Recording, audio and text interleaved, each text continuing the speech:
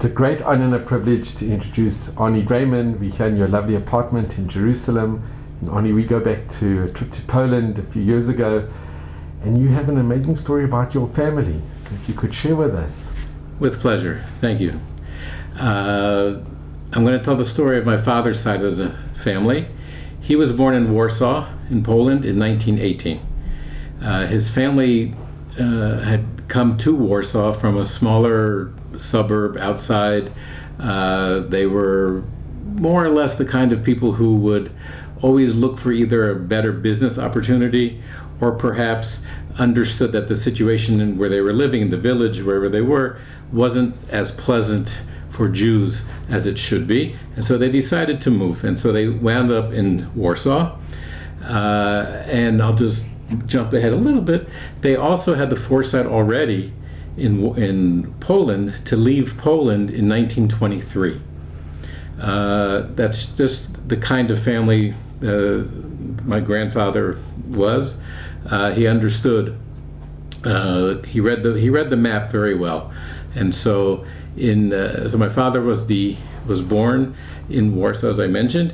He was the eighth child born. And there was about a 25-year difference between the first child and number 8.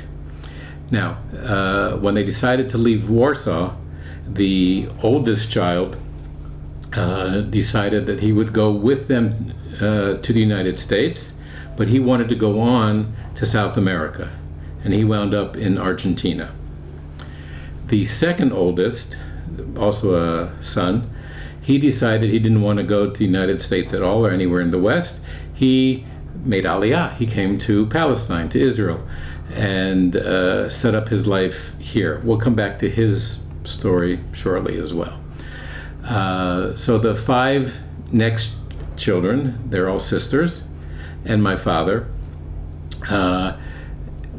they got on a boat leaving out of, I think, Denmark, and headed towards the United States. Now, it was very interesting. In 1923, the United States had just passed quota laws, and so they were not allowed in the United States when they arrived. They were told to go back to Europe. My father's family, my grandfather understood, could read this very well, and said, we're not going back to Europe. And he decided to touch down instead in Havana, in Cuba.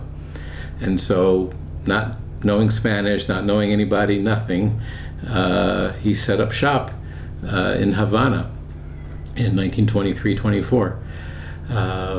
And while there, he and my grandmother had a 9th child.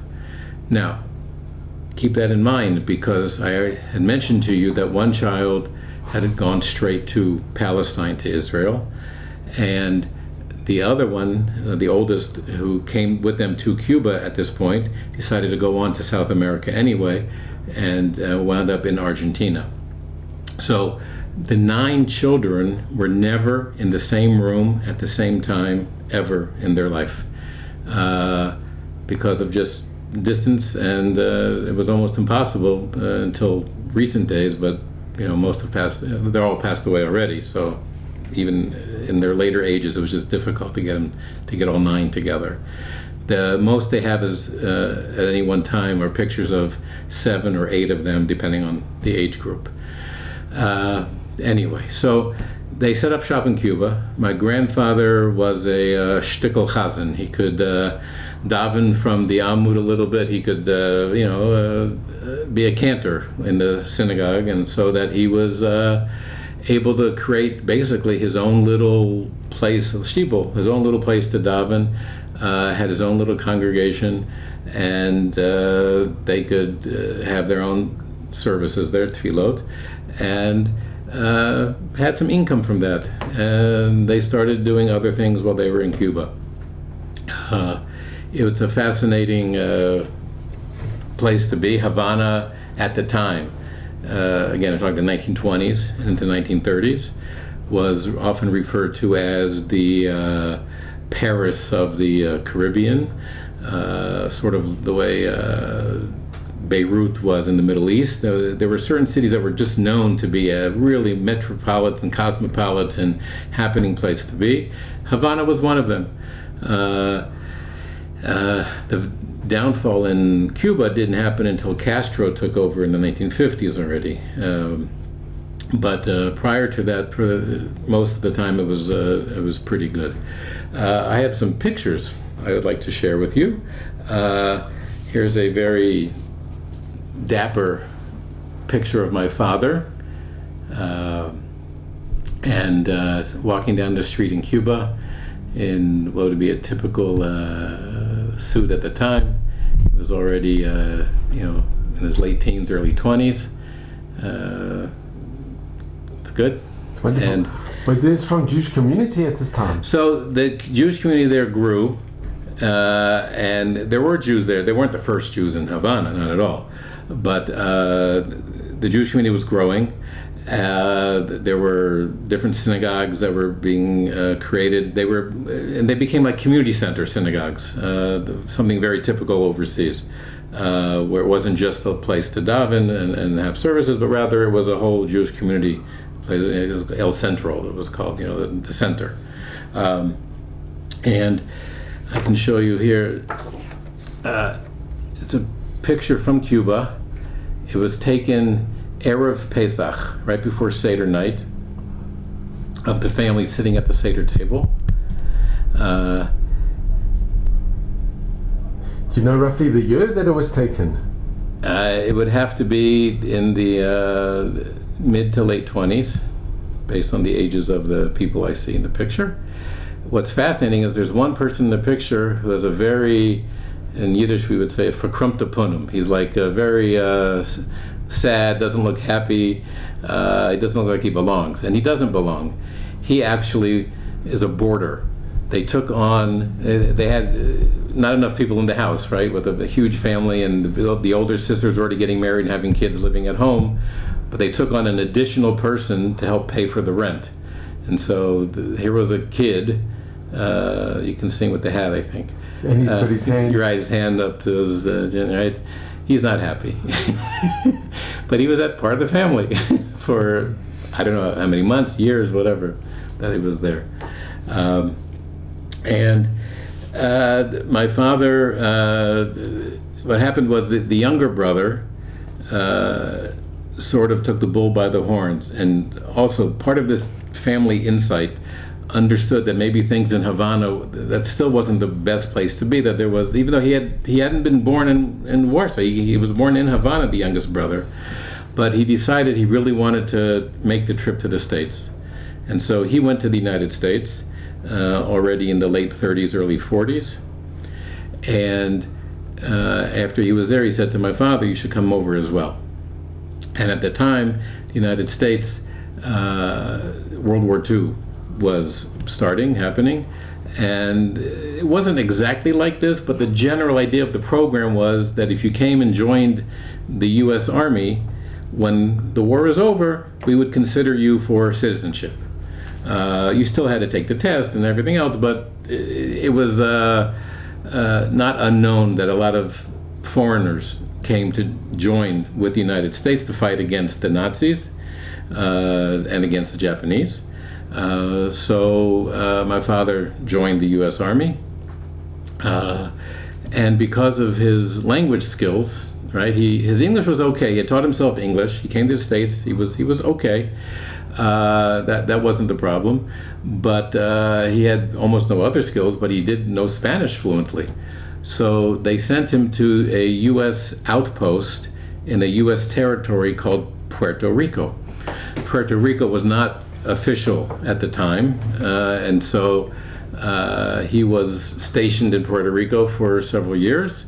And we like to say in the family that my father had a very important job, and he did it so well that the Nazis never invaded Puerto Rico. So clearly he was okay. He was basically a clerk typist. He was a corporal in the army. And what was fascinating to him, it was a whole new world for him, right? Having grown up basically in Cuba, in a very tight Jewish family, tight Jewish community. It was by the way, the community in Warsaw was a very modern Orthodox community, and the same in Havana. And he comes to the United States, he's in the Army, he's exposed to a whole different world, for better or worse. He had met with several Jewish chaplains. We have a picture from one of Rabbi Porath's. His father was a chaplain who had come to leave pictures of them in Cuba for Seder one year. I have my father's Siddur from the Army, provided by Jewish war veterans of the United States. And a fascinating story there is my mother, we like to say she was also foreign born. She was born in New Jersey. So she was in Hackensack and working in New York. My grandparents, her parents, had moved, they were in Brooklyn, they were in Mount Vernon, New York, and she was working in an office, basically, in Manhattan. And her boss had said to her one day, her name was Beatrice, so he called her B. He said, B, you know Yiddish. I have a list here of Jewish soldiers that we need to, write them letters, and you should write to them in Yiddish. So she wrote a letter in Yiddish, and my father was the recipient, and, what can I tell you? Here's a great picture of my father and my mother on, this side here, sorry. Okay, father and mother, and they're with a girlfriend, and her husband is her husband to be. They were both engaged. You see my father in uniform, and the typical New York scene. It's very, very happy, very. Oh, it was great times, right? He was back in the States, and it was very nice. My parents got married, and you see my father was such a proud American. He got married in his uniform, right? He didn't have a suit or anything else, but it was important for him to wear his Army uniform and be married. And so they were married in New York in 1945, 46. My oldest sister was born in 1946. Next sister in 1951, and I was born in 1956. We're all 5 years apart. But I want to tell you a little bit more about different pieces of my family. I wanted to ask, the family from Warsaw, what happened to the extended family? So when we were in Poland, there are some of the people who are buried there. They were in the cemetery in Warsaw. Others left. We have some names of some family members. I keep finding Draimans. It's not such a common name, so I keep finding Draimans around. Sometimes we think they might be related. We don't know. I have a cousin here in Israel who has done very extensive research, genealogical research into the family tree. We have a lot of documents from Poland and other pieces of the family members, my grandmother's family. And so some escaped earlier, some did not. What I would say a typical Jewish story, sadly, of Eastern Europe.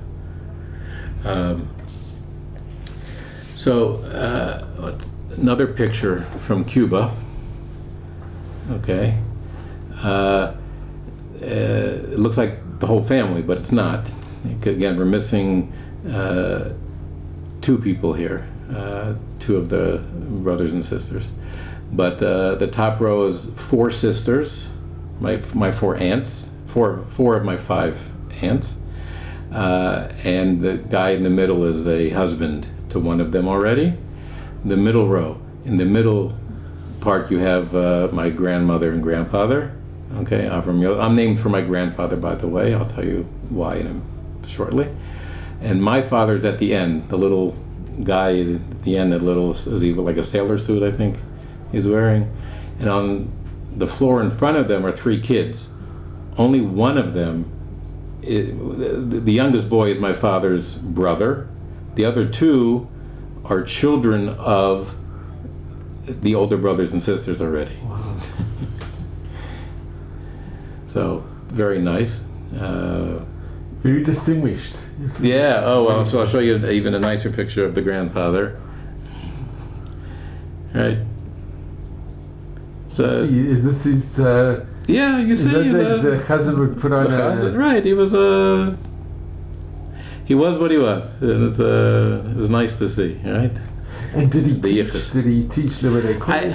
I don't think he was very much involved.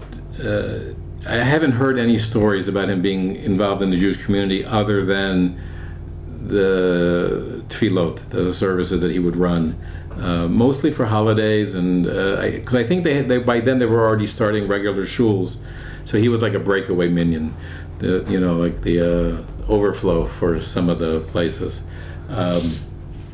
and it's fascinating. My grandmother, she died in Cuba. And can't see very much here, but it's Ita Draiman, and that's her tombstone in Havana. She's buried there. And the story comes that after she passed away, of course, my grandfather was alone. I mean, he had the youngest son and my father and some of the sisters, but most of the sisters were already getting married. So the family was sort of being taken care of in different ways. And so, remember the son who moved directly to Palestine, to Israel. Well, when he came here, when he got off the boat, he landed in Jaffa and went to set up shop in Bnei Brak and became a Gera Chassid. Really? And so they lived almost 30 years in Bnei Brak. Then they moved to Meir Sharim and lived there till he passed away for about another 30 years. What was fascinating, there's a few things about him that's fascinating. First of all, to finish the story, he said to his father, my grandfather in Cuba, "It's not good to be alone. Come, I have a shidduch for you." So my grandfather made Aliyah, came to Israel in 1940, and got married here, and passed away. Remarried, yes, got remarried. And he passed away in 1944, and he's buried in Givatayim, near Tel Aviv. So it's just always fascinating to me to know that my grandfather's buried in Israel, and it wasn't because they flew him in after he died. He had lived here for 4 years, and then passed away. Now, I said that I'm named for him because he passed away in 1944. I was only born in 1956. So even though my parents had 2 children before me, they were both daughters, so they didn't want to name them for my grandfather. So fortunately, they had a son, and they could name me for my father's father. So it's always bizarre to me on the one hand, and yet very moving and meaningful on the other, to be able to go to the cemetery in Givatayim and see my name, my exact name, because his grandfather was my father's name. So it's Avram Yosef ben Yitzchak, and he's Yitzchak ben Avram Yosef, my father, and grandfather was Avram Yosef ben Yitzchak as well. So it's just right down the family line. And Arne, in Warsaw, when we were there, you saw in the cemetery from... there was one grave that I saw. There were others on the list. We didn't have time to really... I'd have to spend a day, because if you remember, many parts of the cemetery were just not destroyed, but just not kept up. And they were only they were very slow in doing the full research as to who's buried there and where they're located. So they would even they might know that there was a certain area, but they didn't have it all set out yet as to where each grave was marked. So it would probably take me a day or 2 to spend in the cemetery just looking for other relatives. I remember it was extremely emotional when you... Yeah, it's you find family members, and the ones in Warsaw, it's very different than the ones who pass away here in Israel or in the States or even in Argentina, right? I will show you, here's a picture sometime in the 1970s. Probably can tell by the outfits what they're wearing, okay? So in the center, we have my uncle from Argentina came to the United States for a simcha, for an event, and so some of the brothers and sisters could get together, and they did. And this is one of the pictures we have of some of them together. And I have another picture which I couldn't locate, strangely enough, when my uncle from Israel came to the States for a wedding, and also some of the brothers and sisters were able to get together and take a picture. But it wasn't at the same time as this one.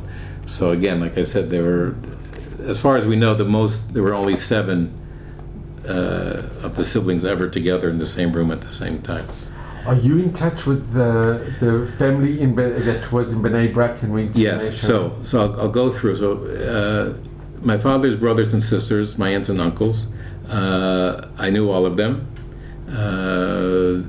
The uncle here, I'll talk more about him towards the end, even though he was second oldest. The uncle in Argentina, I'd only met from when he came to the States. I'd never been to Argentina, but his children and grandchildren I've met, and they've come to Israel. Some of them lived here for a little while.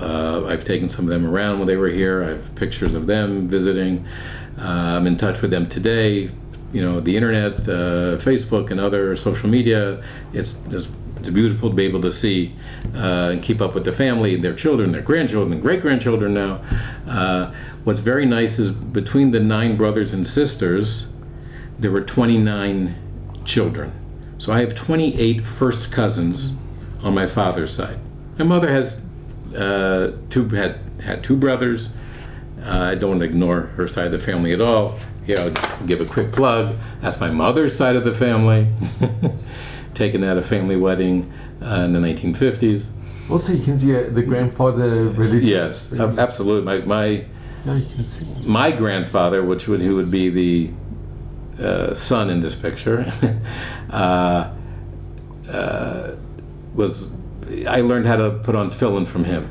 So I remember him staying with us, my mother's father, my grandfather there, and he would put on tefillin in the morning, and I would come down, I would take a towel from the kitchen and wrap it around just to mimic him, and I really learned a lot just watching him. It was a fascinating experience.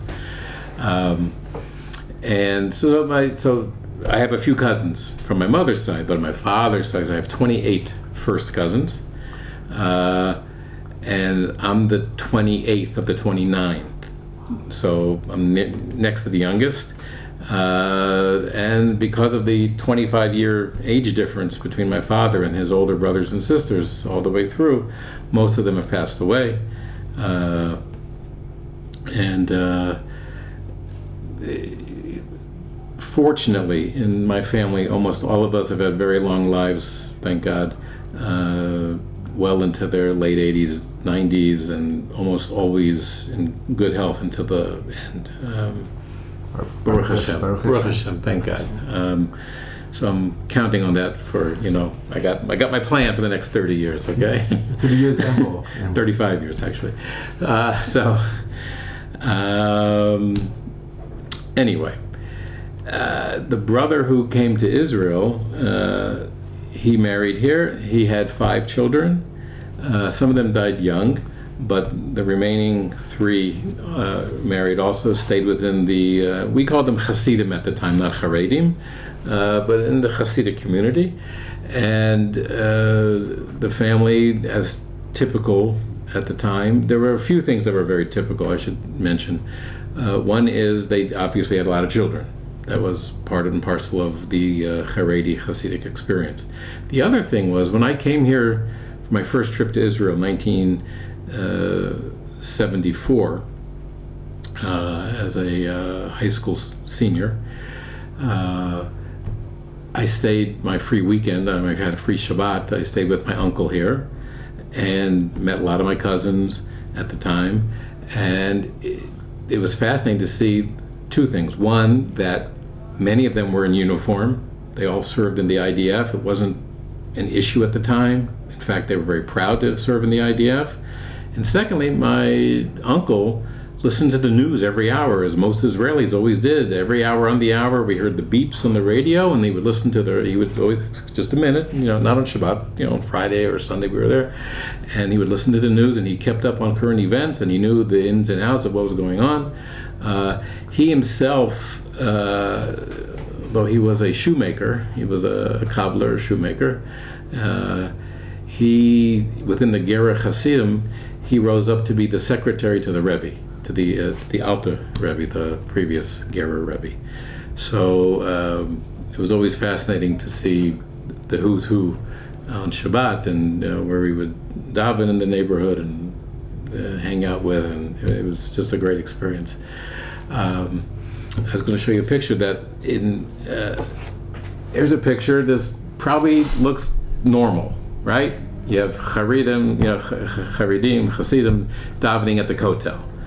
But what's really fascinating about this is that this picture was taken on the 3rd of Sivan, Gimel Sivan, which was right at the end of the Six-Day War in 1967. This picture was taken. My family was one of the first to get there to be able to daven at the kotel itself. And I have on the back the Yiddish inscription that the family sent over at the time. They were very proud of the IDF and of the family being able to daven there, and they davened. My family had a tradition of davening at the kotel at least every Shabbat for many, many years. I remember going with them as well to that. And from him, from my uncle here in Israel, I have over 1,000 cousins. Baruch Hashem, because we're already at the great grandchildren level.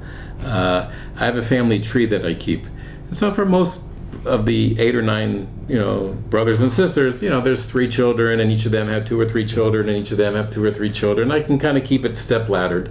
When I get to his part of the family, I've got him, and then his 5, but 2 had passed away young, and then 3, and those 3 had 4 or 5 children each, and then starts 8, 9, 10 children each, 12 children. And I've asked different family members if they could just give me names, just I want to fill in the tree, and they're like, well, it's Devorla's son, and it's Yankel's son, and it's this. He's got 7 children. I don't remember their names, and this is like the mother, the grandmother. Like, I don't know. It's a huge family.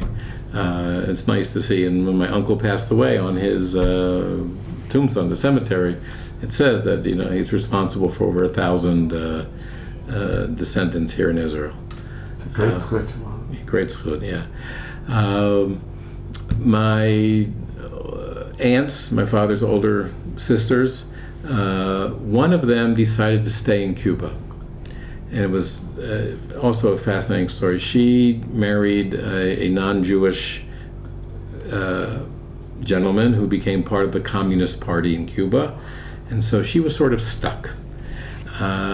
She couldn't get out for the longest time, even though she had 4 sisters and 2 brothers in the United States, some in Miami. We were in Washington, D.C., and she couldn't get out. When she finally got permission to visit, she didn't want to stay. She could have escaped. She could have been a political asylum asked for, but her family that she knew, even though her 2 children, her sons, were already living in the United States. One came to the United States immediately, came to Washington, D.C. with us, and then to Orlando. And the other son actually went to Venezuela, and then came to the United States later. And they now live in Miami. But she could have stayed, and she just felt that she needed to go back to Havana, to Cuba. So she did.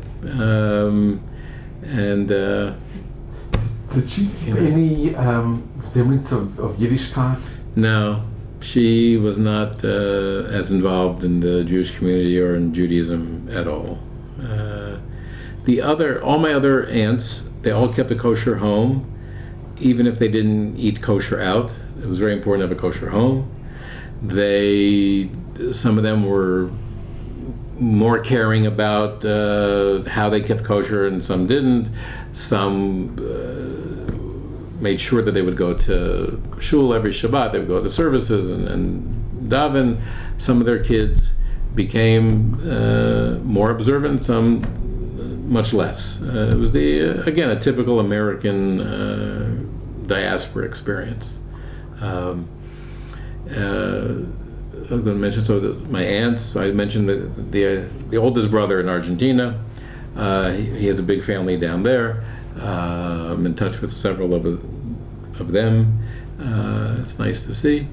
And the uncle here I mentioned, and the 5 sisters, and then my father. My father passed away about 10 years ago in the United States. He and my mother had started their life in upstate New York, in Gloversville, New York. He worked in a hardware store. The younger brother, again, had the foresight, the vision to try something different, and he owned a dry cleaning store in the Washington, D.C. area, and said to my father, his brother, come down, I'll help you set up a store here as well.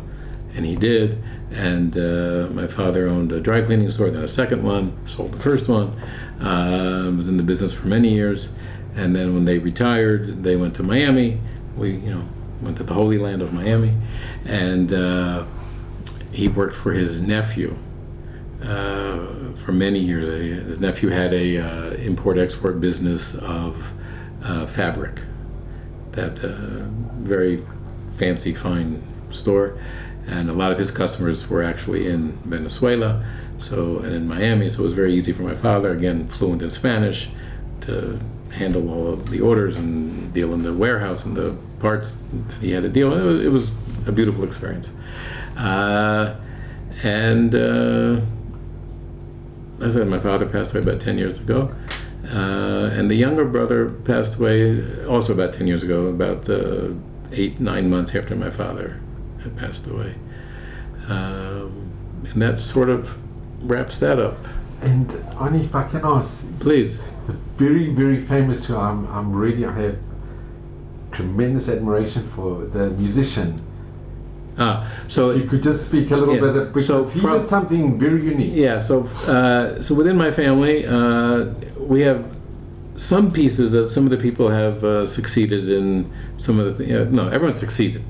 Some of them succeeded more in terms of fame. Okay, we've had people on TV and certain professors, psychologists, have written books, and we have cousins who teach at some of the finest universities, and Baruch Hashem, thank God, a lot of them are doing real well in business and in education and whatever. And one of the from my uncle here in Israel, one of his grandchildren, so they moved to the States, not back, they moved to the States, and one of their children, so he's a third cousin of mine basically, they have 2 boys. One of them lives here in Israel, raising his family here, works as a social worker. His brother is well known in the hard rock industry, David Draiman, of the musical group called Disturbed, and he was actually nominated for a Grammy at one point for his cover of Sound of Silence a few years ago. Which I think the last time I saw is over 850 million views. Yeah, it was very well received. And he is very pro-Israel. He's invested here financially and is a very strong, staunch supporter of Israel. So it's unusual to see in the music industry someone who's outspoken and a supporter. So it's nice to see. Can I add something? Sure. I think what he did is unique. He actually put out a video with the music Never Again about the show. Yeah. And that, I think his record label said, you're going to lose all your fans if you do this. Who wants to watch a video clip or music about the Holocaust? But he was determined to do it, and he did it. And he became even more successful because after that they did the Sound of Silence. His fan base are diehard fans. Most of his albums were #1 on the charts before they were even released. So they were pre-purchased, so that he had enough. Right? It's usually the album comes out, people like it, it spreads word of mouth or on the internet these days. Then people would buy, and the album would rise from number 72 to 54, and then make it to #1 album. Right? Most of his albums, I mean, it's only 6 or 7, but several of them debuted at #1 because of his fan base. Is just anything he says or does, he's their idol. So he had a concert in Rishon LeZion. He said it, yeah. That my wife and I went. And we've never been to such a concert where there was either people, bikers with tattoos, and people with payers. So you had the amalgamation of both. They're very religious because they're so in awe of his commitment to Yiddishkeit and to... He's not as committed to Yiddishkeit, but to Israel, and it was very important to him. And so, everybody has their own little piece, and that's what he does. Yes, for sure. And have you ever been to Cuba, or? I have not gone to Cuba. I have no desire to go to Cuba. Everybody who's been has told me how I'll say how awful it is. It's just not a happy place. It's not a good place. I know the stories from over the years, from personal stories from family members. When even my parents would want to make a phone call just to talk to the sister who was living in Havana. The international operator in Havana would never accept the charges from America, and would say, "We'll call you back when the phone line is ready." It was always at 2 or 3 in the morning. They never called during the day. They would always just, and this was not just for my family. That was just typical Cuban policy, government policy towards anything to do with the United States. When my parents finally could go and visit, and they did, they were cordoned off in a hotel only for tourists. They weren't really allowed to go out to too many places. And when the aunt came to visit, they were allowed to visit in the lobby. And as typical as you would think of a Caribbean country, they had fresh pineapple, served in the lobby. My parents were eating, and the aunt, it was the first time she had pineapple in like 20 years. The residents just couldn't get fresh produce there, unheard of. And the Cuban Jewish community in particular, they had ration slips. They would get an extra ration slip if you kept kosher to get an extra piece of meat from somewhere. And when family has gone back more recently, it's just devastating.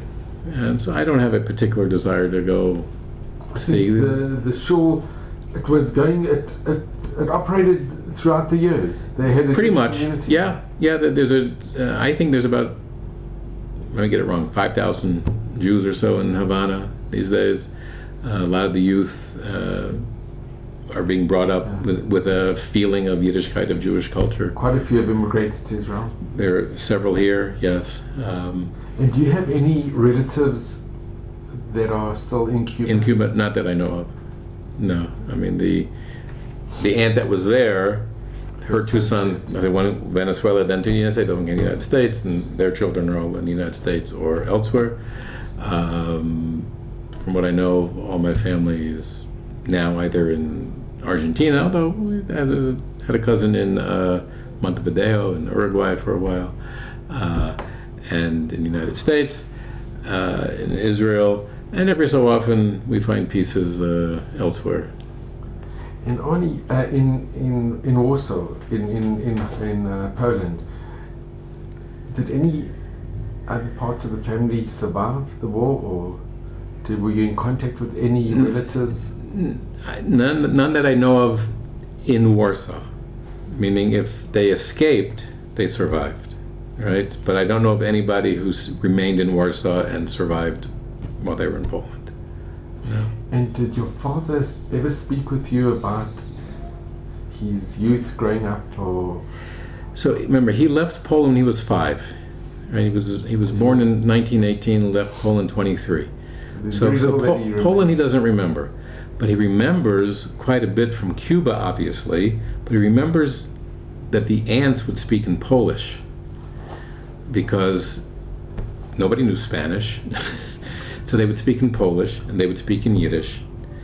And so he didn't really learn Polish, but he could, understand. He could follow along to some extent. For him, Polish was the language that they would speak to. They didn't really want him to understand. Okay, but Yiddish, that's what they spoke at home. Basically, was really the mother tongue, the Mama Lushan, and he taught himself English and Spanish. They picked up from being in Cuba. When my family would get together, I remember in the United States, growing up, we would try, I don't know, it seemed to me like as a kid, it was every Sunday, but it was probably like once a month on Sundays. The family would get together for a dinner, a barbecue, or whatever, once a month, and all the cousins who would come. And it was like United Nations. I would hear people speaking Polish and Yiddish and Spanish and English, and so even though I don't speak, my parents both speak fluent Yiddish, spoke fluent Yiddish. I don't, but I had a sincere appreciation for Yiddish growing up. You can understand? I can understand probably 30%, not much. When I was in the States at one time, I even went to attend a Yiddish festival because I just enjoyed it so much. And even if I didn't understand it all, I could see, and here occasionally in Jerusalem they have plays in Yiddish.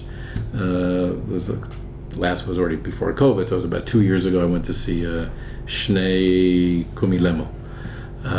Zwei Kumilemo. And it was, I could follow along. Didn't get everything at all, not at all, but it was enjoyable.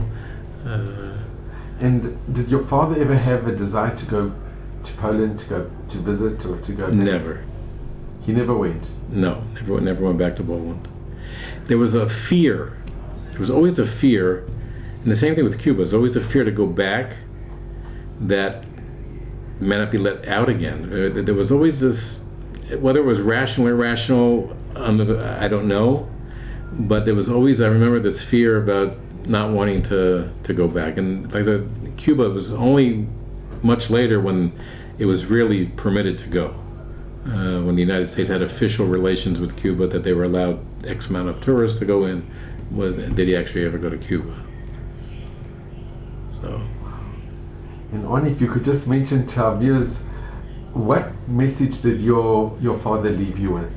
Having basically been a survivor. So I will tell you, my father came to the United States as a legal immigrant. I make a point of that because we know today there are many illegal immigrants in the States, and people say to me, "But your father was an immigrant." Yeah, my father was a legal immigrant. He tried to come in, they weren't allowed, so they went to Cuba. They suffered for a while having to start a new community. Came to the United States as a soldier to fight. Fortunately, he was in a very cushy job in Puerto Rico, working for the general on the army base there, and typing letters, wasn't doing much. But he was such an American, such pride he had for the United States. He loved baseball. He was a Brooklyn Giants fan, and they don't exist anymore. And he followed baseball to his dying days. He was a San Francisco Giants fan, then he moved to Florida, became a Florida Marlins fan, and he would just watch, baseball. He just loved it. He would watch on TV religiously Jeopardy. For a non-native English speaker to understand, and trivia, right? To understand the questions and be able to, he just loved it, thought it was really challenging for him, it was very important.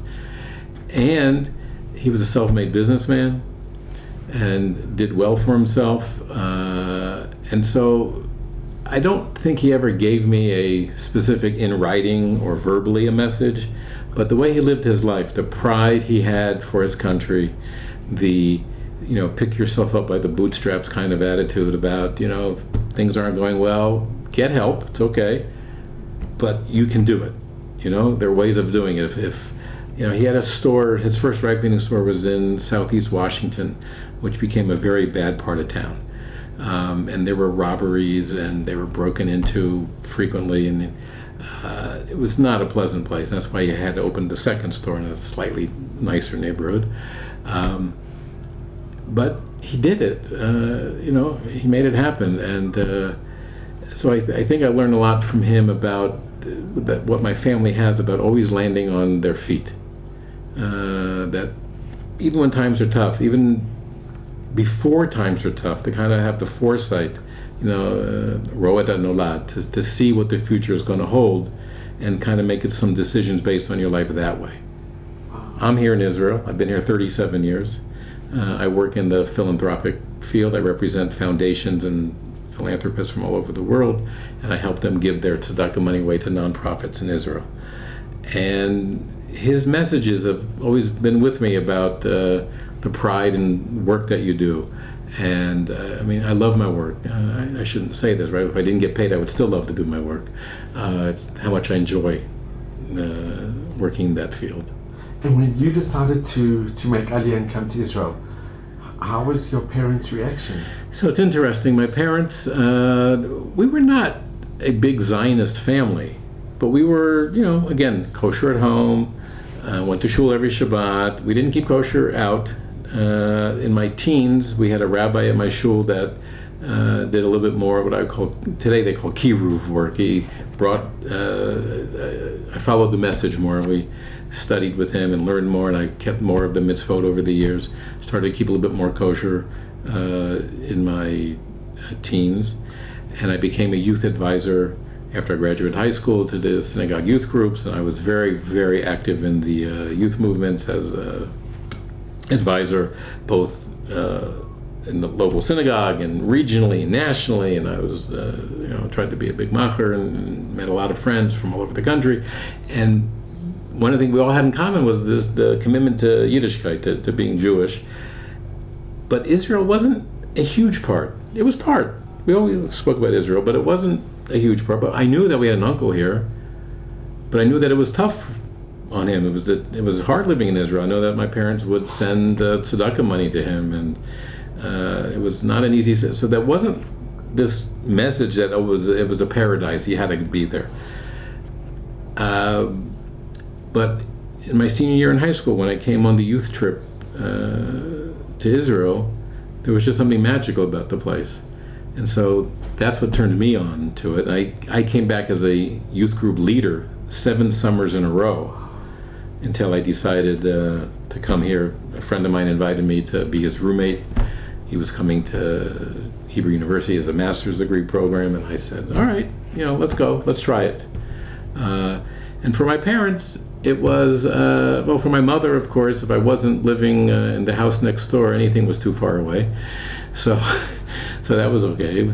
And for my father, he never announced to me that it was problematic. It was always okay. Pardon me, that's my mincha alarm. Wow. So anyway, so it was a nice experience. And they came to visit at the time probably once every 2 years, and I would go to the States almost every year. It was nice. They're happy with your decision that you came here? I think so. I have some cousins, remember I told you I have a lot of cousins, so I have some cousins who to this day say to me, are you thinking of staying? 37 years later. So I use that line with people when they tell me if you've been here a long time. Are you thinking of staying? But most of them understand. Most of them know that I'm that one who moved to Israel. I'm okay with that. They all, we're a big, happy family. It's nice to see. And any of your siblings, did they join you? They're not here, no. I have one sister in Miami and the other in Dallas, in Texas. Well, I know your parents from above are very, very proud of you. So, Arne, I just want to thank you. Oh, my pleasure. This has been incredible. Thank you. Yes. And from that we're trip, both after our 3rd vaccination. Absolutely. And from that trip with Rabbi Adler in Poland, it was wonderful, and you were inspiration to us on that trip. And I remember you gave me such good advice, and you had an eye for taking pictures, and it was just wonderful being. It was the most amazing group that we had. We had a really good group, and it was very special. It was a very moving, very Rabbi Adler is meaningful. Perfect. It's hard for me to even think of something that just didn't work right. But, I use Rabbi Adler. the Pesach program I help run at the Dead Sea, we use Rabbi Adler every year as a scholar in residence, and it's just fascinating. It's just he's the absolute best. So it's enjoyable. I couldn't agree more. Yeah. And I do remember the cemetery in Warsaw, and I do remember, I remember that very well. So I want to thank you so very much. We're going to take a selfie. Well, no, come back. You can leave the camera on. Show us taking a picture. Because this is 2021. Yeah, this is what people do now. So we'll take a selfie and we will send it to the group, because we still have a WhatsApp group, because that's also what we do in 2021. And it's a very active WhatsApp group. It's not bad. All the great interviews and things that you take care of. It's fascinating. But Arne, thank you so much. My pleasure. It's really been a tremendous Shana Tova. Pleasure being with you. Shana Tova, whenever you watch this. But Shana Tova, it's always good. Shana Tova, and just in good health and Amen. All the very best. Thank you. Amen.